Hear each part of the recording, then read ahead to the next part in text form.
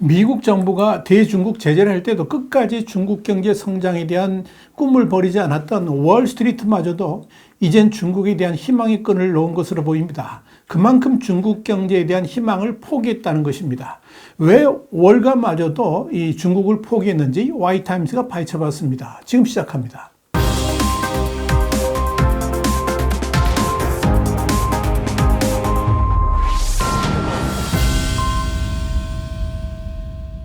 월스트리트저널은 현지 시간으로 23일 월가 건물들의 차이나 드림이 철저하게 무너지고 있다 그러면서 세계 최대 자산 운용사 블랙락이 중국에서 어떻게 망가지고 있는지 자세하게 설명을 했습니다. 블랙락은 중국에서 전액 출자의 뮤추얼 펀드를 운영하는 첫 글로벌 자산관리 업체인데요. 지난 2020년 레리 핑크 최고 경영자가 중국을 가장 큰 기회 중 하나라 그러면서 포부를 밝혔지만 지금은 중국에서 악전고투를 하고 있습니다.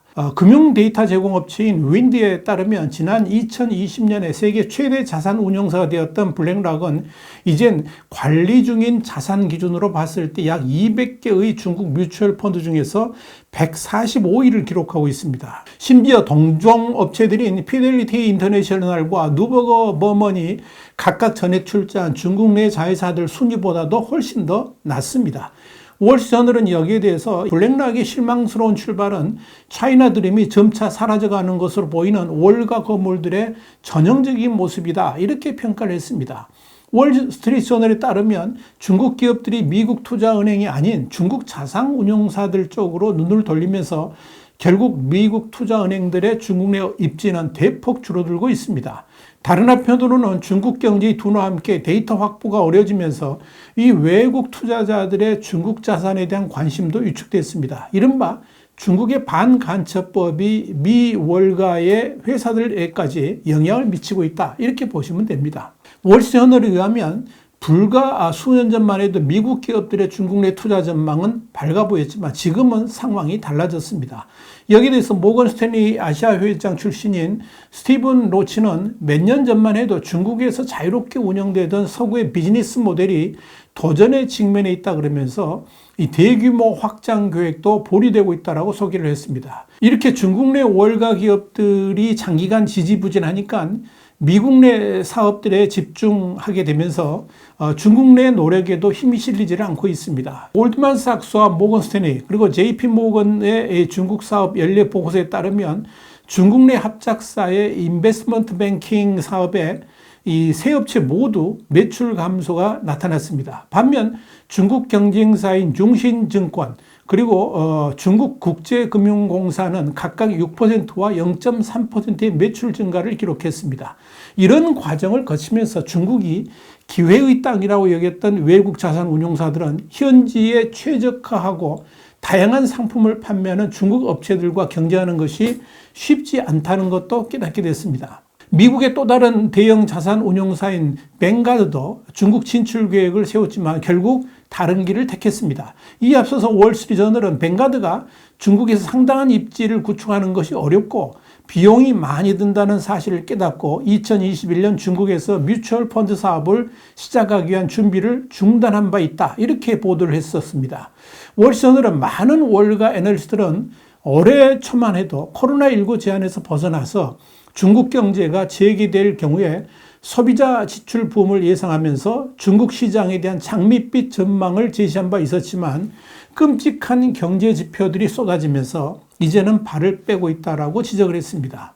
지금 중국의 경제는 언론들이 전하는 내용보다 훨씬 더 심각하다라고 말할 수 있습니다. 심지어 이 남아프리카에서 열리는 이 브릭스 정상회의에 참석한 시진핑 주석마저도 열리를 제쳐두고 중국 경제는 강한 회복력과 엄청난 잠재력, 큰 활력을 갖고 있다 그러면서 이 중국 경제라는 거대한 배는 계속해서 바람을 타고 파도를 가르며 앞으로 나갈 것이다 이렇게 말할 정도로 중국 경제 위기론을 변명할 정도가 됐습니다. 그런데 이 주목할 것은 이번 브릭스 정상회의에서 시진핑 공식 연설에서 왜 이렇게 중국 경제의 건강성에 대해서 지나치다 싶을 정도로 강조했을까 하는 점입니다. 특히 시 주석이 이날 발언은 이 부동산 개발업체인 미국 위안 그러니까 컨츄리 가든의 유동성 악화로 부동산 시장마저 흔들리면서 차치 중국 경제가 심각한 위기에 처할 수 있다. 이런 우려가 제기된 뒤에 나온 첫 공식 입장이었습니다. 결국 이 브릭스 회의에 참석한 시진핑마저도 중국을 향한 세계 각국의 우려에 대해서 이를 진정시킬 필요가 있었다는 것이고, 이는 그만큼 중국 경제 상황이 글로벌 국가들의 화두로 떠올랐다는 것을 의미합니다. 문제는 시진핑 이날 발언이 사실상 근거도 없는 호언장담에 가깝다는 점입니다. 블룸버그는 23일 한때 전국적으로 3,000개가 넘는 프로젝트를 진행했던 최대 부동산 개발업체 비구이안이 채무 불이행에 빠져들고 있다 그러면서 중국의 금융 시스템이 붕괴 직전에 놓여 있다라고 보도했습니다.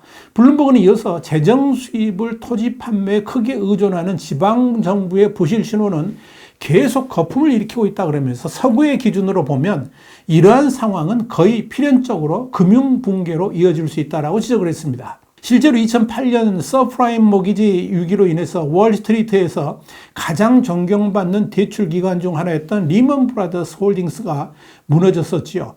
문제는 이 부동산 불안과 재정 문제의 연관성입니다. 골드만삭스 그룹 추산에 따르면 중국 은행 시스템은 94조 위안, 그러니까 한 12조 9천억 달러의 지방정부 부채를 보유하고 있고, 이는 총 자산의 29%에 해당됩니다. 또한 부동산 부문에 약 58조 위안의 익스포저, 그러니까 위험 노출액이 있습니다. 상황이 이런데 어떻게 중국판 리먼 사태가 오지 않을 수 있겠는가? 이렇게 블룸버그는 묻고 있는 겁니다. 물론 중국만의 방식으로 당장 급한 불들을 끄고 있지만 그런 땜질식 처방은 결국 은행의 시스템을 병들게 하고 경제 회복을 방해하기만 할 뿐이라는 것이 블룸버그의 진단입니다. 어떻게 보면 차라리 리먼 사태 같은 공포를 한번 치르고 나야지 중국 경제가 근본적인 수술을 할 기회를 얻게 될 것이다. 이렇게 진단하기도 합니다. 사실 중국은 지난 2014년에도 금융위기를 맞았지만 그때도 12조 위안이 넘는 차입금을 지방정부의 공식 채권으로 교환하면서 얼렁뚱땅 넘어갔는데 그 역시 근본적인 문제 해결이 아니라 잠시 덮어둔 것이라서 결국 언젠가는 터질 수밖에 없었습니다. 이런 연고로 이 국제통화기금 그러니까 IMF의 추산에 따르면 지방정부 부채는 이후 반등하면서 작년에는 중국 국내 총생산 GDP의 48%인 57조 위안으로 증가를 했습니다. 그리고 또 경제가 정상으로 돌아간다는 것이 이상할 정도입니다.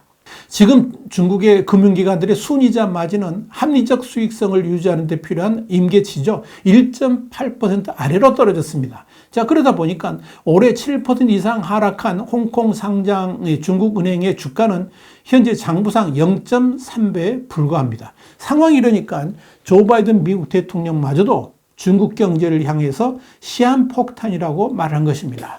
미국의 월가가 중국을 포기한 이유도 바로 여기에 있습니다. 와이템 정세 분석이었습니다. 감사합니다.